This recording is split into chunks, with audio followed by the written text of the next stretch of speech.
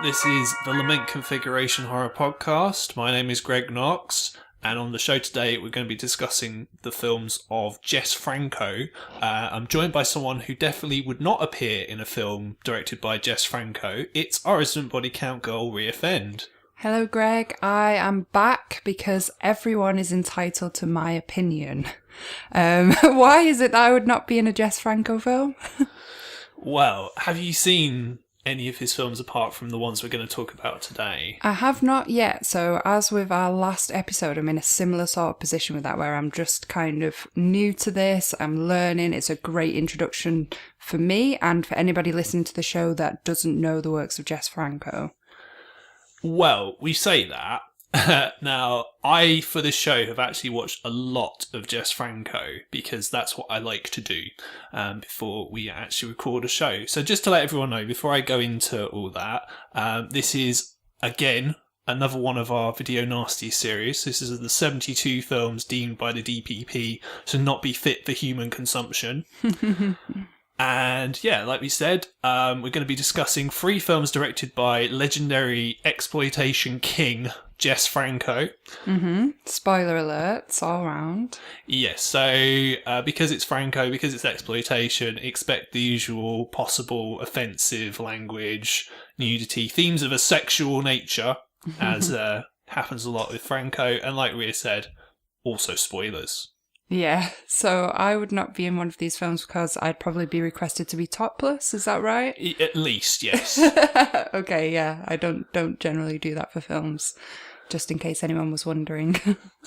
No, which is why I say I didn't think you would be one to appear in one of Mr. Franco's films, although he unfortunately passed away a few years ago. So okay.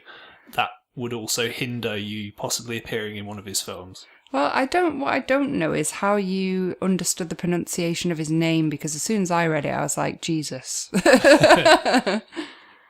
Well, his actual name is Jesus Franco, but he couldn't call himself, the son of God and have the surname of like a famous Spanish dictator. So I think he wanted to just call himself Jess Franco because it's more Anglophonic sounding. So he could sound like a teenage girl? I don't know. Jessica, shortened to Jess. That's his new name. Not the son of God, just a teenage girl.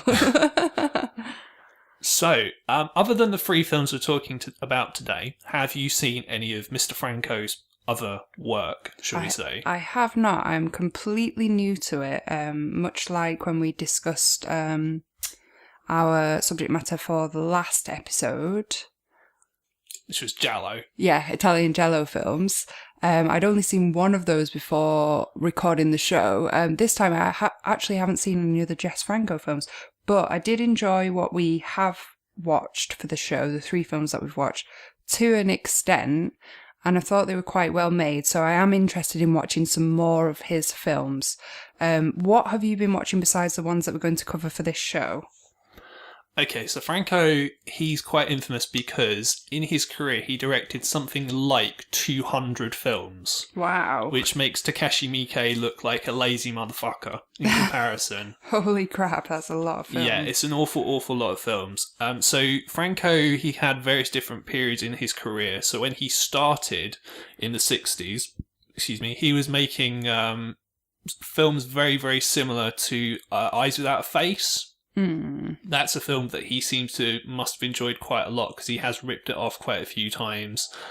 Films like Awful Dr. Orlov, Diabolical Dr. Z, which is probably his best actual film. Yeah. In terms of like filmmaking skill and traditional filmmaking. And then in the late 60s, he kind of went a bit, I don't know, he sort of changed his style. So a bit more sort of pop arty and a bit more sexy, shall we say.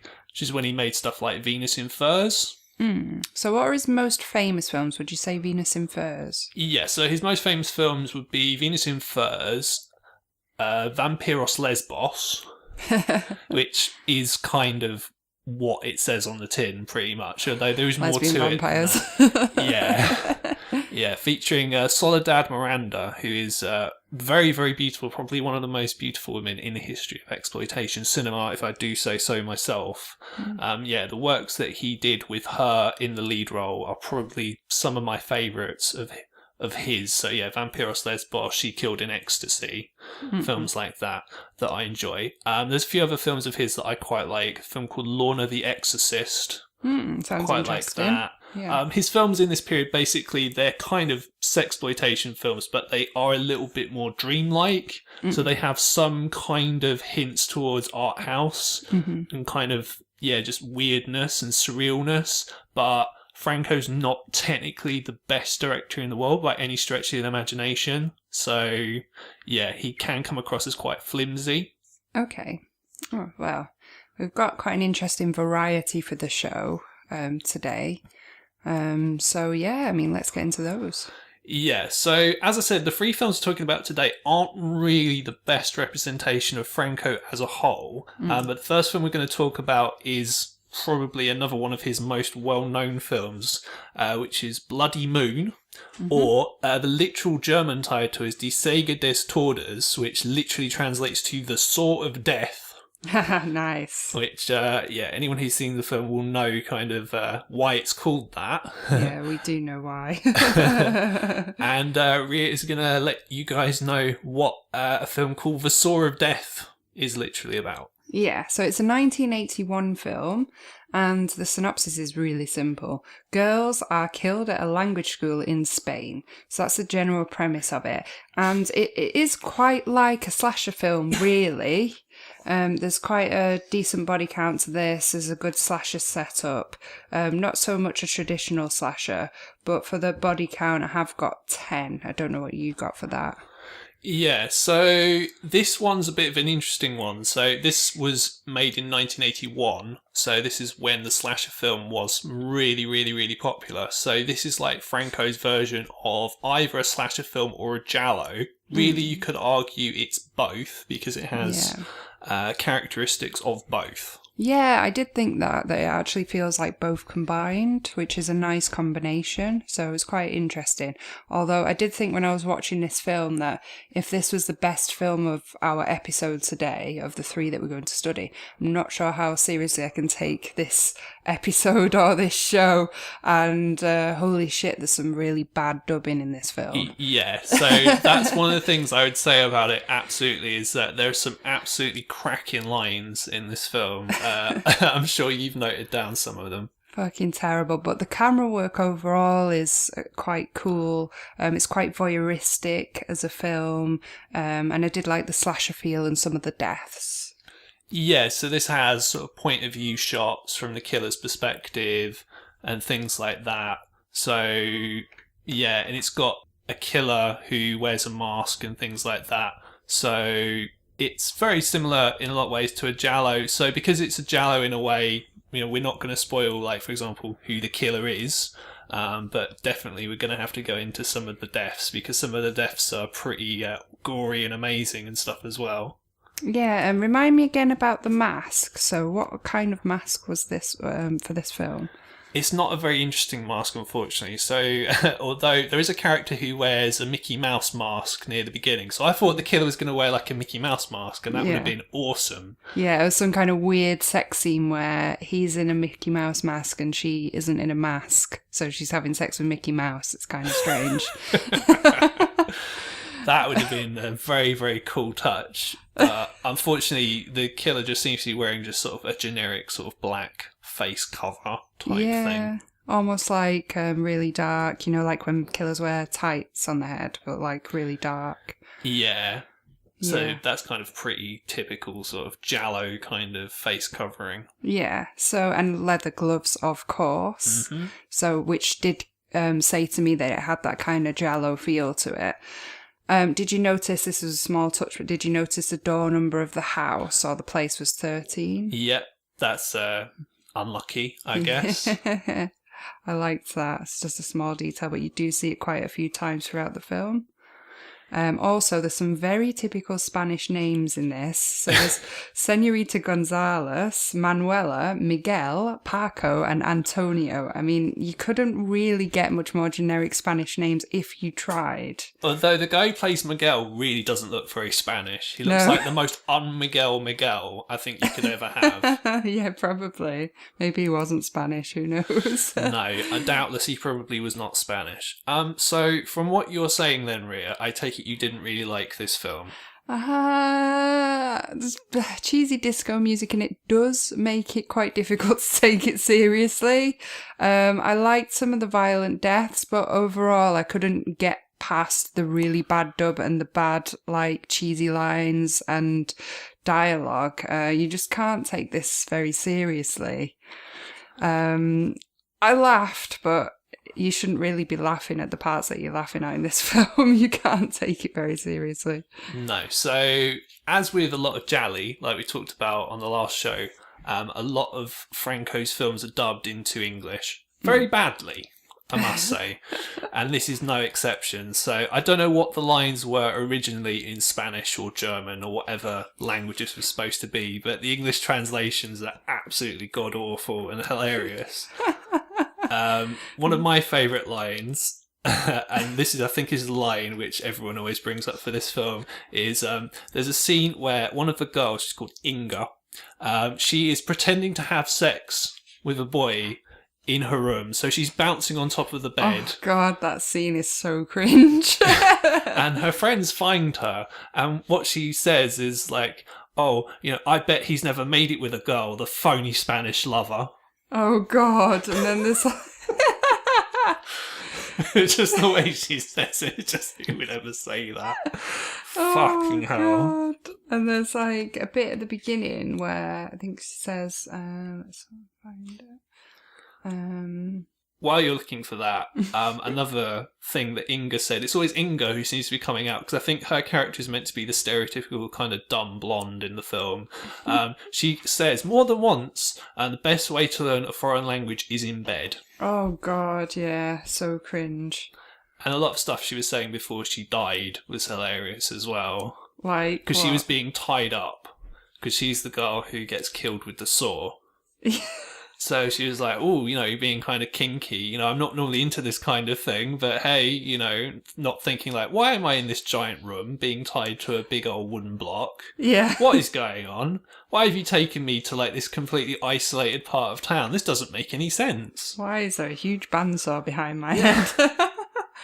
But she's going on about the car for ages as well. So she's like, oh, driving in this old Mercedes is just like a Rolls Royce.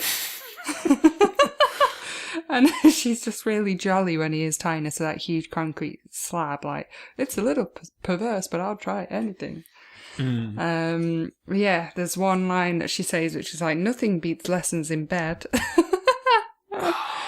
Good God. Yeah.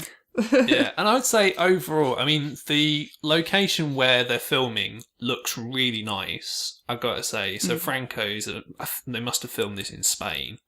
But it looks awesome. It looks very, very baroque and very grandiose and very nice, just generally. It's a very, very beautiful location. Not the sort of place you would probably have a foreign language school, though. It just looks a bit too OTT for a language school. They kind of made it feel a bit like a summer camp kind of vibe. So that's why it does feel like a slasher as well, because when they have like slashers that are at summer camp, it kind of has a bit of that feeling to it. Yeah. So another thing that kind of makes this stand out is incest. Oh, God, yeah.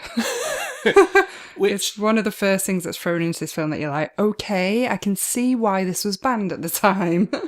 Yeah, and they literally mention incest in the first 5 seconds of the film, which is quite funny.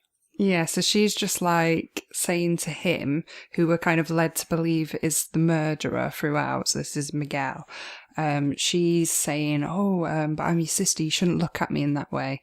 And there's a lot of kind of topless moon bathing in this film, with it being called Bloody Moon. There's a lot of like women taking the tops off and kind of standing in the moonlight by the window and such thing. So yeah, incest, interesting. Also, there's like such bad sound effects in this film. There's actually something that sounds like a wobble board, like Rolf Harris's wobble board, that goes throughout the film. So, like, anytime the killer is getting close, you hear this wobble board. It's like, attack of the wobble board, killer. Here it comes again. And it's just like, that's what makes me laugh. Like, apart from the dialogue, it's like this wobble board sound throughout the film. Yeah, Franco, when he made the film, he was told that Pink Floyd was going to do the soundtrack, which would have been awesome, but so cool. I guess they didn't have enough money for Pink Floyd. Aww. So, yeah, instead they got well, I would say for most of the film, the score is just bow, bow, bow, which is alright, but after a while it does get a bit monotonous. It's like, oh, I get it. Yeah, again, you can't take it too seriously, especially with that wobble board. And there's one bit where it's like really peculiar, where she answers the phone, and the dub that goes over it that's been translated, she's going, "Ow, ow." It's just like, what the fuck? There's also a lot of really lame jump scares with like cats jumping out and things like that, where you're like, oh, come on. And there's one bit where she thinks she stabbed somebody, but then it turns out to be like a mannequin that does not look like a person Yes. whatsoever. And it's just so like lame. You're like, oh, really? As if you're supposed to believe that. Yeah, now, this is the weird thing. When I say that this film isn't typical of Franco's overall oeuvre, shall we say, he never really made another slasher or giallo type film. This is the only film of this type I'm aware of anyway that he made. So for a film like this to work, you've obviously got to build up a lot of suspense in the deaths. You obviously have to be quite stylish. And some of them work okay, I guess, but a lot of it just really doesn't work because, as I say, it's not really what Franco normally does. So maybe he wasn't fully engaged with the material. Yeah, maybe. Well, in theory, it sounds like a great combination and great idea, but then the way it's executed, it just hasn't quite worked. So, I mean, I don't want to discourage people from watching it at all because it's a reasonable film. I've seen far worse films, trust me. And it's quite funny the way that it's been badly made in places. But it's a shame that it didn't ever reach its full potential because it does sound like a great idea and then it's not been delivered as well as it should have been. Yeah, I mean, just speaking from my point of view, I really like the film. It's not a good film at all. It's pretty shit, but it is hilarious and it's very enjoyable in that way, I would say. Yeah. I mean, we all love that era as well, and you know, early 80s horror films genuinely are quite enjoyable, even if they are a little bit difficult to take seriously. So if you like 80s horror, you're probably going to like this film. Any favourite deaths? Well, there's one big death that takes place. We've already kind of hinted at it already. So you've got Inga being killed with a bandsaw. Yeah. Which is quite incredible. I mean, the decapitation doesn't look that realistic, but that's okay. Like, it's done enough that you get the idea. And the bandsaw, in reality, it's a bit Austin Powers, you know, where like they're running away from something for ages in slow motion and it's miles in the background, but they've tried to make it look like it's way up close. Well, you can tell she's like a million miles from the bandsaw and it's not actually going to get her, but she's screaming. And then eventually you see a prosthetic head just, you know, bounce onto the floor with like loads of blood. But the idea is really cool and the build up to it's quite cool as well. Yeah, I mean, Lucio Fulci does these kind of deaths the best, where it's a character lying down and it keeps cutting back and forth and they keep getting closer and closer and closer and it builds up. It's not quite in that level, but it's definitely the most noteworthy death in the whole film. Yeah. There's also a chainsaw death. Is that towards the end? Which is right at the end, pretty much. This one character kills another one with a chainsaw to the sort of midsection, which is hilarious, because where'd she get a chainsaw from? Yeah, they just threw that in there to like kind of tick that box, I feel. Interestingly enough, so a snake dies as well. Yes. Do you think that was real? I believe it was a real snake, yes. It does look real. Its head gets cut off with shears. Yes. and you can still see it moving afterwards. And like they did a lot of this back then, you know, in horror films where they did use real reptiles, insects, and animals. So it's a shame, but yeah, it's quite a harsh scene. So probably one of the reasons why it was banned, along with the fact that they simulated a child being killed by a car. Yes, although I kind of found that funny more than anything else because, yeah, I'm sick like that. But yeah, it was more funny. I'll explain why I think it was funny. So, for those of you who haven't seen the film, basically, it's during the bandsaw scene. There's a small boy watching all this happening. Doesn't tell anyone straight away. No. What he does is he tries to save the girl. Fair play. So there's a big metal lever on the wall. And he tries to pull this down and stop the girl getting killed with the saw. And then the killer just ignores him literally straight away and just, nope, I'm going to put it back on. And then the small boy kicks him in the shin and runs away. Yeah, it's a very weak kick, I'll say that much. And then, yes, as he's running away, in that way, a la the end of Hostel, the killer does sort of just run him over with his car. Yeah, exactly. It was pretty sick. Funniest death is where one of the women gets stabbed through the boob with a knife. Yes. And it comes like perfectly from the back to the front out through the kind of nipple area. Funniest death. Yeah, that's funny. Okay, I wouldn't have thought you'd have found that funny, but it's okay. just ridiculous. I mean, as if you would be that precise, and it's just a excuse for nudity. They were just an excellent shot. Just boom. Oh, come on. It's just an excuse for nudity. It's like close-up of the this breast is Jess while Franco we stab you're it. talking about. Of course it's an excuse for nudity. There's a scene where they're just, by the pool and they're all topless. Yeah. These are people who assumably they've just met. And like, yeah, sure, I don't mind. Just hanging around just with their boobs out, Yeah, and as just hug it out, with no top on, that kind of thing. Yeah. One thing I wanted to ask was, so Miguel, how does he actually get the deformed face overall? We never know. We never know. He's just deformed. He just is deformed. Okay. They've never properly explained how he got the deformity in the first place, which is interesting because I said one of Franco's clearly favourite films is Eyes Without a Face, and there's a film that I saw very, very recently for the show called Faceless, which again is that Eyes Without a Face riff, and you see the character who gets deformed, they get acid thrown in their face or whatever, and you actually see it happen. But with this one, they're just deformed, and with Franco, what you'll find is, to be honest, he's not really interested in plot. Yeah. Plot is not something that he even is in any way concerned about. So there are things in all three of these films that quite frankly don't make any sense whatsoever. But then they say that often that it's not needed in films, that, some things are just unexplained and that's the way it is. So we'll take it at I've face said value. that many times, yes. But in a film like this, though, when there is a mystery element as to, someone's killing someone and, you need to know who they are, there are often, clues. And if the clues don't really add up to anything and don't really make any sense, then it's almost like, what's the point? Yeah. You just missed my inadvertent pun right there. I said we'll take it at face value. Oh, boom. Oh, dear. Yeah, so anyway, do you think that this would be a video nasty? That's the question. Well, I ummed and ahed about this one. Of all the three films we're going to talk about on the show today, I ummed and ahed about it. And I was like, well, you've got the circular saw death. You've got, a knife going out through a woman's nipple. Mm-hmm. And you've got the nudity and stuff generally. But, incest. And you got the incest, but that isn't really played up too much. So it comes up a couple of times because he's like touching her, and a child gets run over. That's quite. And there's a snake as well. And the snake really gets its head cut off with a pair of shears. Which is only for a couple of seconds. They don't really linger on it. It's not pleasant, but in the same way as, I don't know if you remember because it was a long time ago, but in Cannibal Apocalypse, there's a rat that gets killed, but it's so quick that it's like, well, it doesn't really matter that much. But still done, isn't it? They still killed an animal for the purpose of the film, which isn't great, not gonna lie.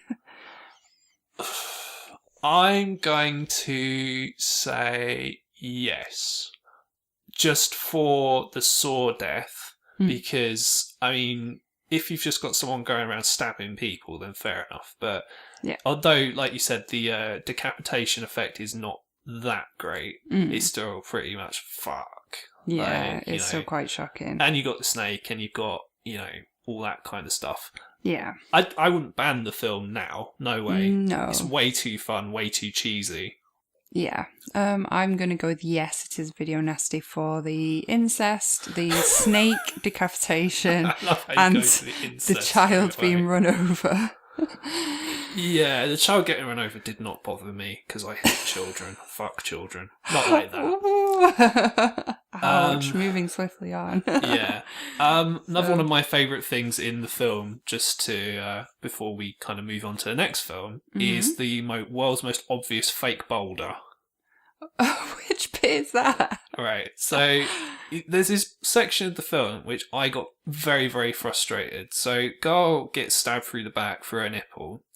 She disappears. Her body is taken away somewhere for some reason. It's not really that kind of film. They really shouldn't have made such a big deal about this girl's body being taken away. And Angela, who's kind of like the main character, she's then looking for Eva because you saw her die. You saw her dead body. Yeah. Why are you trying to find her? She's fucking dead. She thinks that she's like gone crazy and imagined it, basically. Because everyone else is telling her that, well, you must have gone crazy because they're all fucking stupid. Yeah, they've convinced her that she's imagined it. And she's by this boatyard or whatever trying to find this girl. And then, yeah, randomly, she almost gets hit by a giant square boulder. Oh, that part. Yeah, it was shitty, I'm that like, part. what the fuck is going on here? She's like so upset and those two policemen are just perving on her. It's Yeah. just like, okay. Yeah, and it was like clearly not a real boulder because one of the shape and two, it just looked like polystyrene or like, yeah, it just looked absolutely ridiculous. But as I said, I like the film. It's pretty funny. Yeah, It's quite fun. Yeah, it's interesting. Got quite a high budget for like a Franco film, so it doesn't look cheap, although some of the effects kind of are, maybe because it's a bit too brightly lit, I don't know. I think so, yeah. I quite like the title. It's fun to watch. There are just some ridiculous parts of it that do kind of let it down, but yeah, overall it's a decent film. So if you want to have a laugh at a Jess Franco film and some of the ridiculous dialogue that comes out in this film, because yes, it is absolutely ridiculous, you can in fact buy this film on DVD in the UK. It's available from Severin Films. So yeah, if you want to check this one out, that's how you do it. Mm-hmm. Which brings us on to our second Jess Franco film, which is a woman in prison film. Now, we have covered one previous woman in prison film, which was Human Experiments, which was not really a very good representation of the woman in prison subgenre because it wasn't really very sleazy. No, not the greatest film. It wasn't so riveting a watch, that one. Generally, I do like women in prison films, and I'm very interested in them. Do my research on those at the moment for my writing. So I was looking forward to this one, and I have to say I wasn't disappointed. I did quite like it. Right.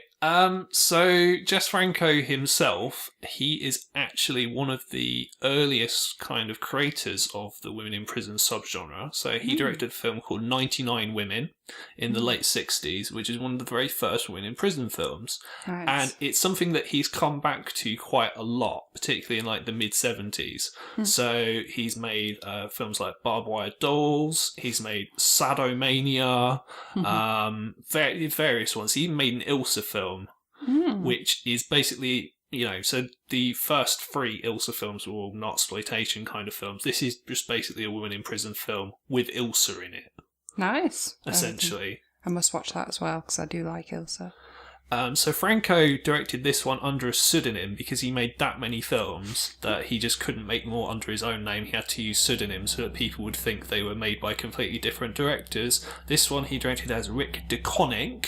Oh, I've got it here that it was as A.M. Frank. Yeah, I think IMDb is wrong on that one because on the version that we saw, that's the pseudonym that he used. Oh, okay. Okay. And this one, interestingly, stars Lena Romay, who is Franco's wife. Okay, which part does she play? She is the main character. Ah, see, I had noted down here that she's very attractive. She is, yes, this is not wrong. She also has a bit of a look of like a Mia Wallace kind of look, and her attitude, and it gives it that kind of Russ Meyer film sort of feel to it as well, which I quite like. Yes, but I'm sure Russ Meyer didn't have like very, very, very close shots of women's private parts. No, there's a lot of zooming on prison bush in this. Prison bush. Not only do they zoom on the breast, but they do zoom in the lady garden area quite frequently. It's a little disconcerting. Fucking hell. And it was the 70s, so there's a lot of hair down there. Lady garden. I love that. I had to steal that. I'll give you the synopsis. Yes, please do. It's a 1975 film, judging by the pubic hair. Here's the synopsis. A small-time hood brings the attention of the law with an insurance scam and diamond theft, but things become even more interesting when his moll murders him and is slammed behind bars, where she faces all manner of electric shock treatments to various parts of her anatomy. Yes, we are talking about the vagina. Yeah, so it's actually the second film that we're talking about that involves vag electrocution. Oh, God. Vagtrocution. What was the first one? It was the Beast in Heat, dear. Oh, yes. Oh, God. Okay. It's been quite an intense year so far. Yeah, intense year for people's vaginas, clearly. Well, I've noted that this film has got way too much sex and nudity generally to remain focused on the plot. And there's a lot of lesbian action in this film again, which I did think was unnecessary. I enjoyed the film, thought this was a little distracting. It's a woman in prison film, Rhea. Yeah, but do they really need to all sleep completely naked? I mean, it's a little indecent. I know you're in prison, but surely they can get some gym jams for nighttime. Do you know what I mean? It's like Jess Franco. Oh, good God! Whatever. Okay. They all manage to have amazing bodies and to be sleeping in cells. They do have amazing bodies. You're not four girls to a cell with completely no clothing to wear at night time, and it's incredibly warm. Well, what a coinkydink. Oh God. Now, I think you mentioned that you liked this film. I didn't really like this film very much. I didn't find it very interesting. I found it quite slow. Did you prefer Bloody Moon to this film? Yes. See, I preferred this one to Bloody Moon. Okay, go for it. Why did you like this film? I just liked the diamond heist. I liked her as a female lead. I quite liked the sort of prison yard antics and the characters. Prison yard antics. Yeah, I mean, they have like a couple of scraps and, you know, it's just general like camaraderie in the cells and in the prison yard. And I quite liked, I just liked her character and the fact that they were just trying to find out how she did it. And they're saying she's really smart and she's kind of been involved in this diamond theft. And it does turn out at the end that she is, but she does manage to conceal it for an awfully long time. And she's completely not bothered about the fact she's going to prison. She's like not bothered about that at all. No, that was one of the things that bothered me about the film. So right at the start of the film, you have this heist that we don't see. We only really see the aftermath of. So it's like Reservoir Dogs in that way. Yeah. So we have these people being shot. Now, because it's a Franco film and it was presumably very cheap, you don't actually see any bullet wounds. You just see people get shot. There's a loud sound effect and people fall over. And what I love is Lena Remey's character. What she does is she just shoots this guy and then she just calls the police and says, yeah, I shot my boyfriend. Yeah, I killed him. Yeah. And then she goes to prison. I'm like, why did you do that? It doesn't make sense. Yeah, I don't know. It's weird. Yeah, it didn't make any sense to that, but it does make it interesting. What did the white masks remind you of, perchance? Michael Myers. Yeah, very Michael Myers. Yeah, so I think they borrowed it from that. Yeah, so these were the masks that the robbers were wearing, presumably for this heist that we don't see. Yeah, and then he steals her then husband, Perry Mendoza, that's his Perry name. Mendoza, what a great name. Yeah, it's quite cool, and she's called Shirley Fields, which again is quite a cool name. Perry brings the box back, and then when he opens it, it's empty. So you don't know why that's happened, and she doesn't really react. She shoots him and then goes to prison. But yeah, she just seems like hard as nails, to be honest, because she's completely unaffected by the fact she's going to prison. And she really doesn't seem very bothered, does she? Yeah, and the other thing that I found quite amusing when they're in prison is that they've just become so obsessed with cigarettes and smoking. Like, that's the currency in prison.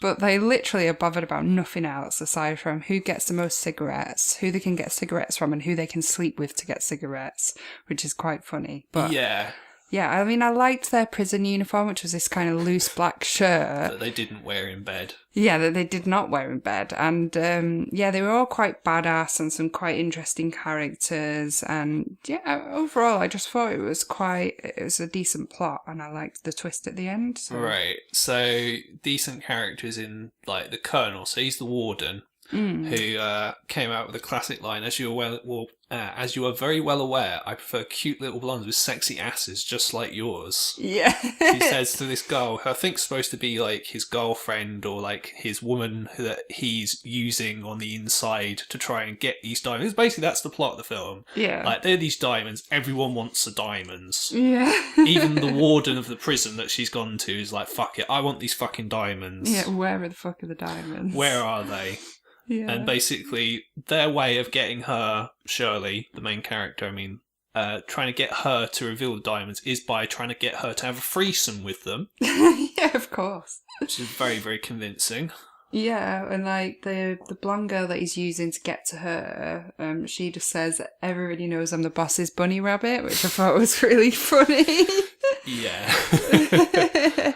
And there's some epic tan lines in this film with so many naked ladies. It was the 70s. Yeah, some great tan lines from Bikini Bottoms there. Many, many tan lines in this series. Yeah. There's also a really full-on whipping scene when one of them does something wrong. So one of them passes a note to the other one at breakfast, which they think reveals something about the diamonds, probably.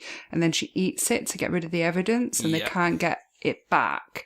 So then they take her, like, naked into a cell, chain her to the wall and whip her repeatedly, but she won't apologise. And then she ends up going to hospital, and she's in a lot of pain.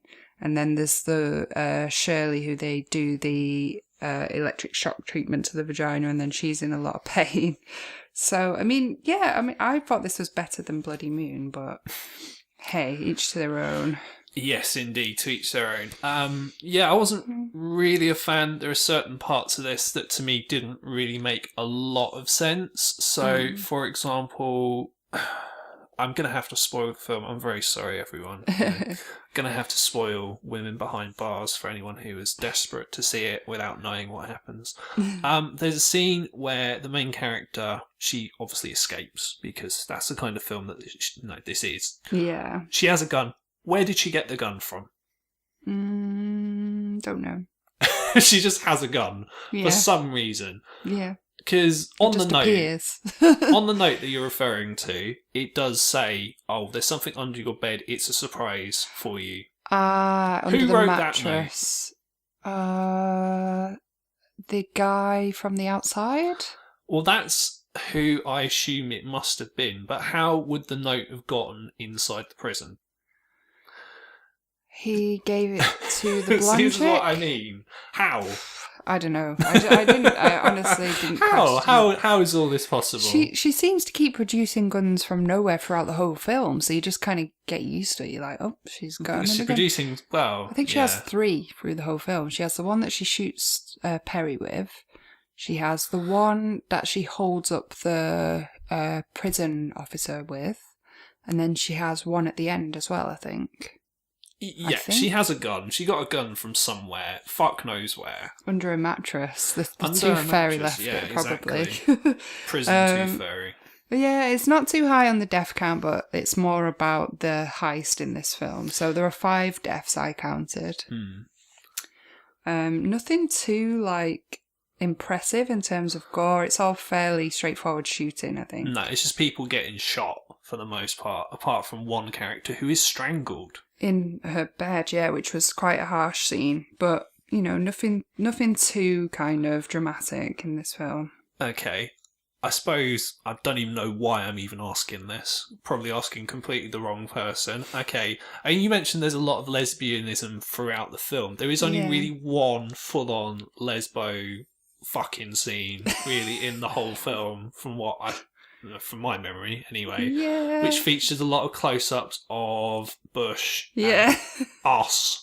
Oh, yeah, that's a And- little too much. The close-ups of the behind was a little... Bumhole Yeah, it was close-ups. a little too much, I have to say. Almost like he was trying to give the ladies a gynecological exam. Yeah, it goes so close. You could probably see what she had for breakfast, but yeah. Not yeah. even all that sexy, because this is the thing.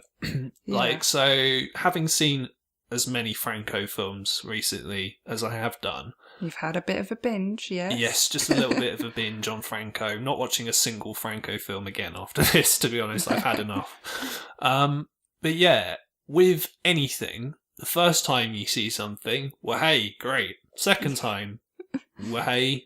Third time, yay, I guess. And then every single time afterwards, I'm just like, well, just naked, aren't they? Getting Just like, bored now, getting used to this. yeah. So if, tits once, great. Tits throughout the whole film is like, well, yeah, they're naked and I can see her minge. It's like, okay, great. I'm like, I do sometimes Yeah. think that when What- we're watching yeah. a lot of films like this and you kind of get used to seeing this on the screen all the time, I sometimes have that really guilty thought of, I'm so used to this. What would happen if one of my parents walked into the room right now and they're like, what the fuck are you watching? what if someone else's parents walked in while And we were like, watching this? What the fuck are you watching? It's like, yeah, it kind of Yeah, feels watching normal to me. Two women getting it on in prison. Yeah, it gets to the point where it becomes completely normal for us to be watching this, but you just become accustomed to it. One line in the film that I quite liked is when they called the female warden a bitch on wheels. I did enjoy that. Might have to use that in the future. Probably know a few of those. I noted down, I don't know if this is necessarily a funny line, but there was a character who is near the end of the film. They're walking out and it's, I didn't have a care in the world. The weather was wonderful. And I'm like, why are you saying this? It doesn't make sense. Why does this matter? Probably translated really badly. Yeah. To me, like, this is just one of those films where, as I said, I don't really get a lot from it. There isn't really a great deal of incident in the film. Like with Bloody Moon, at least a lot of stuff happened and it isn't really boring. At least I didn't find it boring anyway. I found it exasperating at times, but it's not boring. Whereas a film like this, really, what is there? There's a diamond heist and then there's the women in prison bits. And fair enough, if you like the women in prison bits, which, some people will obviously like those bits. Yeah. There are films, even made by the same director, that are all a whole film of those bits. Yeah, Where I quite like that. So, this is just one of. I mean, admittedly, from what I've found out in interviews and stuff, this is actually Franco's favourite women in prison film that he made. So he liked it, Fair enough. and you liked it. I liked So that's it. two people who like it. Yeah, I liked it. Yeah, two But people. I just thought it was a bit boring. Yeah, it is. But then I just watched Bloody Moon, so it's all good. Well, I just watched fucking Devil Hunter, so Jesus Christ. Okay, yeah. So this is another one talking about whether this should or shouldn't have been a video nasty. This is another one where I kind of was umming and ahhing because you do have full-blown naked zooming up a woman's ass, kind of, lesbo sex. You've got a woman's genitals being electrocuted. But then I thought, well, again, there are women in prison films that are way, way more graphic than this. Yeah, true. And I'm just a bit bored, and it's just nudity, and nudity isn't offensive to me. So I'm going to say no, shouldn't have been a video nasty. I'm going to agree and say no. So I didn't think it was that harsh either, but I do think that the girls need to get some pyjamas. So there you go. Guys, if you're in prison, make sure there's a budget for pyjamas. Okay. Surprisingly, not available on DVD in the UK, this film. I'm not sure how many of Franco's films actually are even available on DVD. I imagine it's probably not that many. Have to look for that one on VHS then instead. Because it's quite interesting, like, because he had 3 films on the DPP, sort of 72, and some of them I'm like, well, why this film? Because there are other films that he made that are, like, way, way, way worse than this, I think. So it's just a bit weird, I think, that, like, of all the ones they chose these? Really? Might have been the titles again, you know, or probably the poster art, because like Bloody Moon has got a really quite graphic the bandsaws scene with on a the saw front. and blood on it. Yeah, and Women Behind Bars, I guess if they knew it had lesbian sex in it and the electrocution of vagina, then they probably just thought, yeah, Electrocution of Minge. Yeah. Yeah, so we've got one more to cover. Yes. So the calibre of film is kind of getting lower Yeah. as we go along here. Yeah, so for those of you who've been listening to our show since the very beginning, the OGs of the Lament Configuration, I salute you, by the way. The first couple of Video Nasty shows that we did were on cannibal films. And at the end of the second one of those shows, I'd say, right, we covered all the cannibal films. I was lying. I knew we had one other cannibal film to cover, which is this film, which is called Devil Hunter. You surprised me with one. Yeah, I deliberately left one in reserve, and oh boy, what one to leave in reserve. This has the alternative titles of The Manhunter, or The Manhunter, even. And don't shout at me, this is what it's called, Mandingo Manhunter. Yep. And El Cannibal. El Cannibale, yes. Now, this and Bloody Moon were made in the very early 80s, when Franco was just throwing shit out there just for the sake of it. So Franco, he got, he really, all the exploitation movements of the 60s, 70s and 80s, he did make films in. So he's made Nazi-exploitation films, he's made non-exploitation films, he's made lots of women in prison films, he's made full-on, basically, porn films. He's got a film called Lulu's Talking Ass. Oh my god. Which is, fuck knows what that's about. Sounds tasteful. Yeah, he's made sort of 60s kind of Ross Meyer-esque sort of poppy kind of films like Venus and Furs and stuff like that. Nice. And he also made 2 cannibal films. One which is called Mondo Cannibale and one which is this one. He also made a zombie film around this time called Oasis of the Zombies, which is a Nazi zombie film that is shit. Hard to argue which one of those is actually worse, this or that film. So God. Rhea, what the fuck happens in this piece of shit film? Right, okay, off to a good start there. It's a 1980 film, and the basic outline of the plot is a Vietnam veteran heads to an island inhabited by cannibals to save a kidnapped model actress, not only from her kidnappers, but also from the cannibals' lurking devil god, which does seem to be a man with prosthetics that look like plasticine attached to his eyes and painted. Apparently they're ping pong balls. Ah, okay. With holes in them so that the actor could see through them. That's debatable. Not sure how much he could see through that, but okay. This is a dual plot. Yes. The leading actress model, the blonde lady, is very pretty. So they always are in Franco's films. Yeah, he does have an eye for the ladies. Let's put it that way. Yeah, he's made a good choice with this. She's interesting to watch. And yeah, from your little history of Jess Franco before I introduced with the plot, he really has done a bit of everything, hasn't he? Yeah. So, like I said, I think it's more the producers that he worked for. So whatever was popular at the time, he had to do at least one film in that style. And yeah, so the cannibal film is no different. I don't know how he's done so many. How has he... It's a very good question. He doesn't spend a lot of money on his films, so clearly he just like we've mentioned before, a lot of these kind of exploitation or cheap kind of films, it's just literally one take, or just point a camera and then go. Or in Franco's case, just zoom in, zoom out, zoom in, zoom out a lot. Oh my God. So yeah, this is, let's put it mildly, not one of Franco's best films. Yeah, it's a little heavy on the content as well. Let's say that. So the one thing I'll say in positive, I guess, for the film is there are no animal cruelty.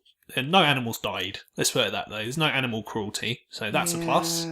But there is rape. Yes. One female does get part of her vagina bitten off.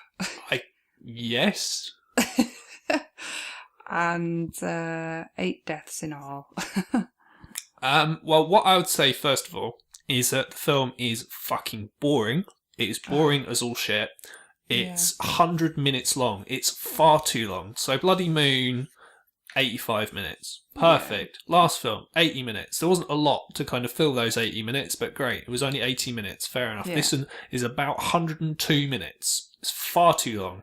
Very, very long. For what is essentially a flimsy plot. Yeah, it's quite flimsy. Like I say, it's a dual plot. So you've got this cannibal tribe. You've got a tribal woman that it starts the film with. She's running away.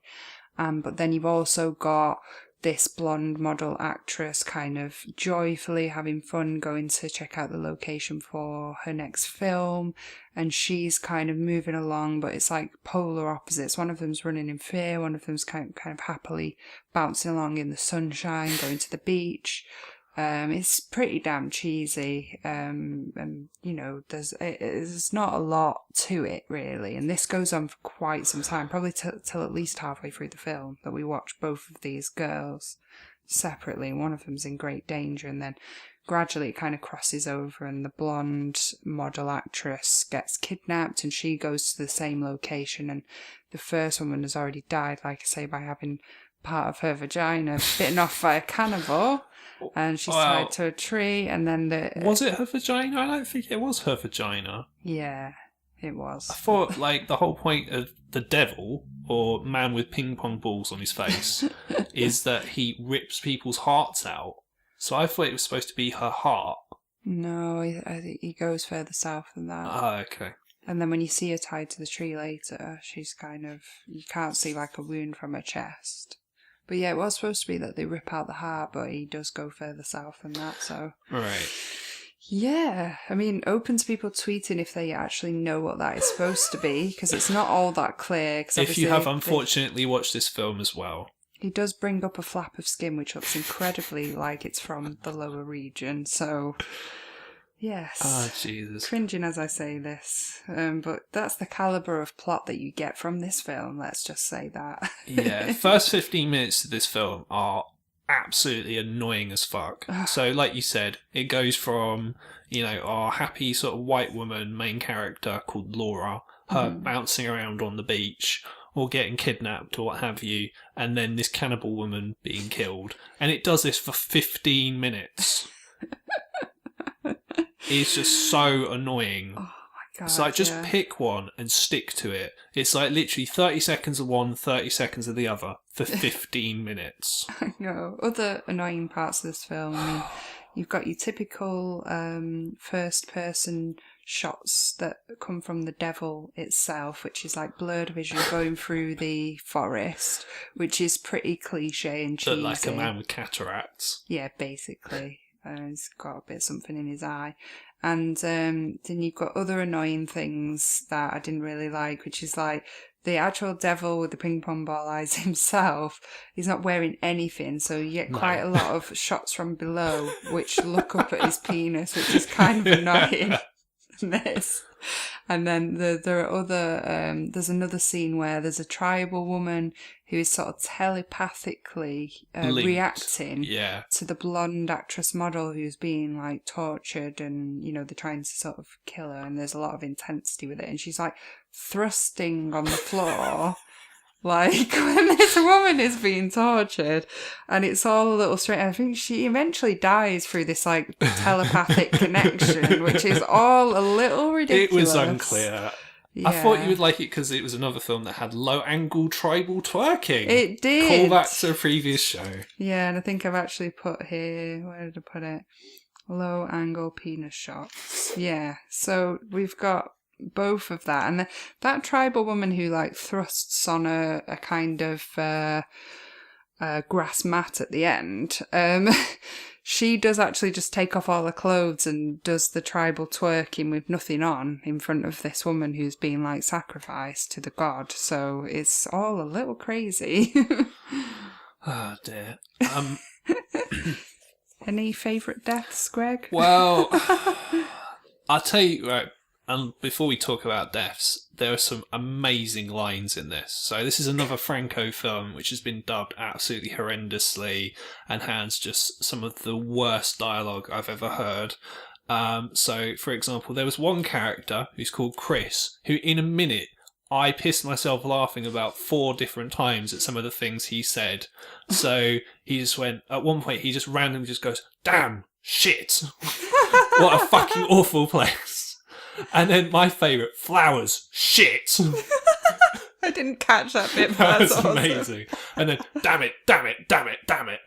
Oh, I didn't catch that. I was probably too busy looking at the tribal twerking. Yeah. But oh well. And then another great line he had, again, straight after this wild vegetation gives me the creeps. Oh God, love it. I've got a line noted down here. So when one of the women was being raped on a tree, this other woman comes along and they're like, "Oh, what's he doing?" And she goes, "Well, Thomas is having some fun." And then laughs like as she's walking away. And yeah, it's pretty sick, really. Yeah. That same character says to Thomas later on, "You're a son of a bitch, but I love you." Nice. Yeah. My favourite death is actually probably the last one. So there's a character who is, I guess he's supposed to be our hero. His name's Peter, and he's played by Pierluigi Conti, who goes by the Americanized pseudonym Al Cliver. In fact, Franco obviously must have been very proud of this film because he goes under the pseudonym Clifford Brown in this film. So Al Cliver, What, is that his director pseudonym? for this film, yes. Oh, God. Clifford, that great name. It's got a few different names. Al Cliver, incidentally, is in various Lucio Fulci films, including Zombie Flesh Eaters and The Beyond, which we're going to discuss later on in this series. Nice. There's parts near the end of the film where he has a big old fight with the devil, I think is what he's supposed to be, including the devil giving him a gorilla press slam. Oh my God, yeah, it's all which is slow-mo. hilarious. It's all slow-mo. And he puts the devil in a full Nelson, which is great. Again, just like if I ever get in a fight in real life, I do want to use actual wrestling moves because I definitely would. And he ends the fight using a monkey flip. Oh, right, okay. Which is, technical terms. Yeah, that another move you definitely would never use in a real fight, but I thought it was absolutely hilarious. It's so cheesy. And obviously the Devilman is completely naked throughout. As are most of the women. Yeah. In And then fairness. he gets thrown off the cliff by Peter, and it is just so cheesy. It's just like Clearly a dummy. some kind of cheesy platform game from the 90s that you used to play on your computer. It's like Street Fighter gone wrong. It's just horrendous. I think Street Fighter had better effects, in fairness, than this. Yeah, I haven't really got a favourite death because they're all a bit lame. There's one guy's hanging from a tree upside down and then his head falls off, which is fairly entertaining. Yes, but did you notice after his head fell off, they didn't even have enough money for a prosthetic head, so it's literally just the actor then lying on the floor. Yeah, and it looks like a different person, to be honest. It's just really weird. It doesn't look like him. He's not even like playing dead. You can still see his pulse going, you can still see his tongue moving, you can still see him breathing. It's just Yeah, he doesn't look dead at all. There's far too much colour in his face, let's just say that. He looks very healthy. Absolutely terrible. It's like he's having a little nap on the forest floor there. A man gets his head ripped off having sex on a boat. I mean, it's alright, it's nothing that impressive, you know. Then the woman gets her intestines ripped out in that same scenario. Yeah. One of them gets hit on the head by a rock. The kind of cracked skull is reasonably effective. But yeah, it's not that great. No, it really isn't. Yeah, and then I think there's a death straight after the part where she gets her head hit. Well, there's a character who falls on some spikes. Falls on some spikes. Is that near the sea?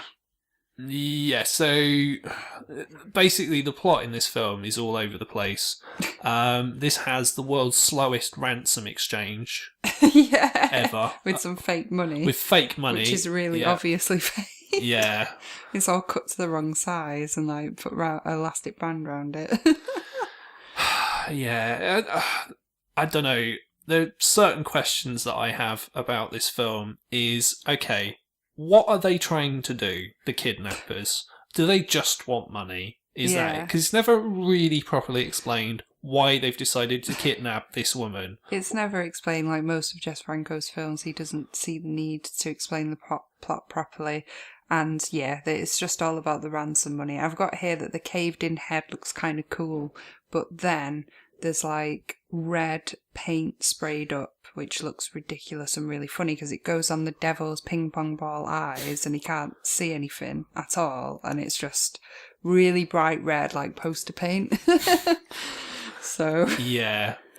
And even for like low budget Italian film standards, the blood in this looks ridiculously fake, like it's just paint. So fake. It's like that primary school poster paint that you used to get that was like dirt cheap. It makes the effects in Bloody Moon look ridiculously professional. Like Tom Savini could have done those effects in comparison. Yeah, I really did not like this film. It was very boring. It is. It's incredibly boring, yes. I didn't like any of it, and the beginning is so slow, and then when you get towards the end, it's really not that much better. So yeah, just an absolute disgrace of a film, really. It's just so padded out. And like I said, like if you're going to do a hostage exchange, why are you doing it in the jungle? It just doesn't make any fucking sense. It does just feel like they're trying to be like those early cannibal films, you know, and just like Cannibal Holocaust in a way, but done very badly and with very little plot.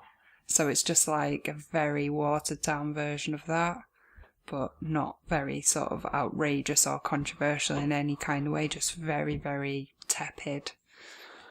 Yeah, and lots of nudity, like the usual sort of Jess Franco thing. What I find hilarious is right at the end of the film, our two main characters are just on a boat, and this woman who's been through this horrific ordeal is just basically topless on this boat as if it's no biggie. I was like, that's fine, I just got my tits out, sunbathing, flapping around. As though she's on holiday, yeah. And there's lots of zooming and panning up and down, as with most of Jess Franco's films. So it's a good opportunity there for him to zoom in on the old breasts.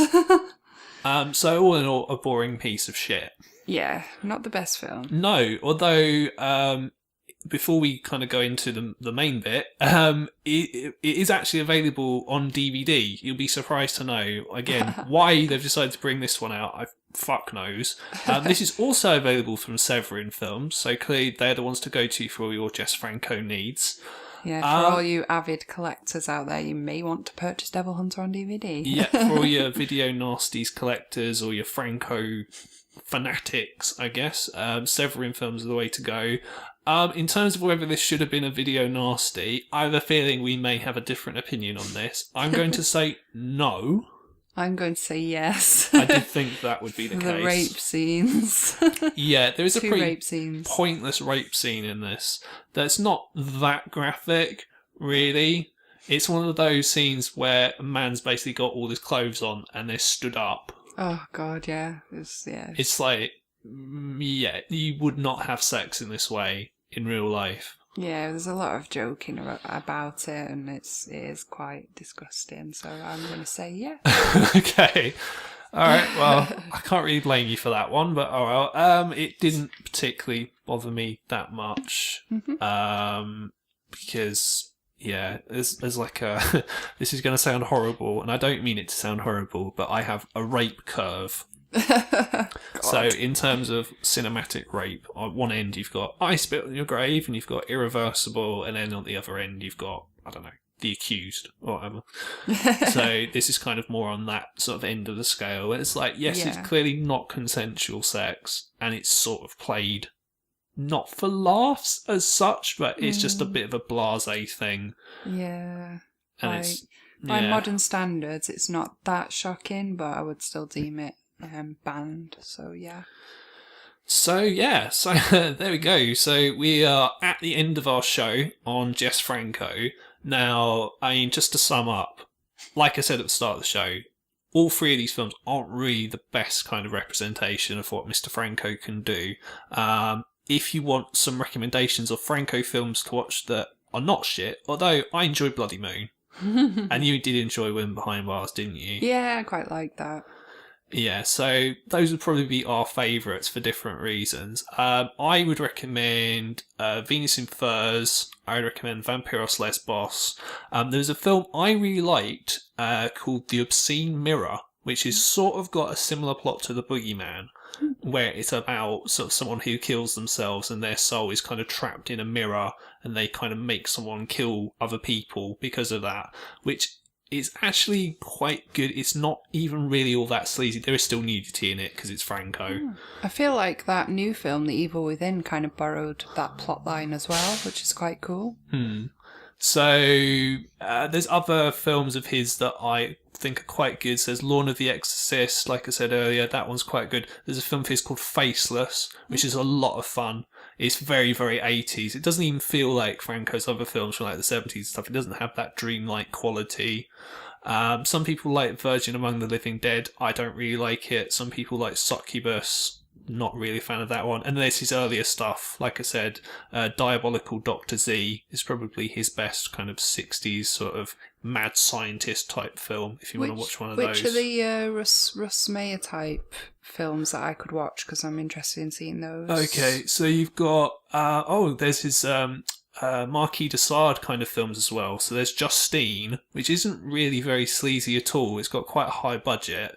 And there's Eugenie's story of her descent into perversion, which has got Christopher Lee in it. So believe it or not, Franco actually made films with Christopher Lee. So he did a version of Dracula. Oh, nice. With Christopher Lee in it as Dracula, which is quite weird that he managed to get someone of Christopher Lee's calibre in his films. Well, he really has done like one of everything, hasn't he? Yeah, he did a version of Frankenstein. He did Fu Manchu films, again with Christopher Lee as Fu Manchu. He's done zombie films. Yeah, he has done pretty much everything. A lot of it is utter shit, I'm not going to lie. But yeah, he has made some good films. I mean, ones for Rhea, I'd say Venus in Furs, Succubus, Eugenie, Justine. Anything he did in like sort of the late 60s. Great. Early 70s, I would say. Definitely going to go away and watch Venus in Furs, so that's cool. Cool. So if anything sort of has come out of this show, hopefully, you've given you some kind of idea of what Franco films to watch. Video Nasties wise, less so. But he's someone in theory we could return to in the future and maybe go, well, yeah, let's ignore those films. Let's ignore Devil Hunter. Forever. Never watch it again. Yeah. Because it sucks. Never, ever, ever. So, that's been the show. Let's do the usual plugs. So, my name is Greg Knox. This is the Lament Configuration. You can find us on Facebook, on our lovely Facebook page. This is the Lament Configuration podcast. You can find us on Twitter, @Lament Horror. You can find us on YouTube, on Podbean, on Stitcher, and on TuneIn Radio. Yeah. And I have been your resident body count girl, Rhea Fend. You can find me on my modelling and actress page on Facebook. That's Rhea Fend, Fend. Thank you for following me on there. I'm also available on Twitter and Instagram @Rhea_Fend. And I'm looking forward to the next episode in 2 weeks' time. We'll see you then.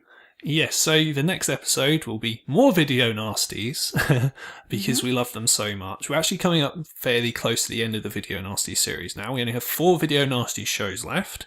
And the next show we're going to do, it's more Italian Video Nasties. These are Italian slasher films. Nice. So really looking forward to those. We do like our slashers. Yes, and I love my Italian films and these are all awesome.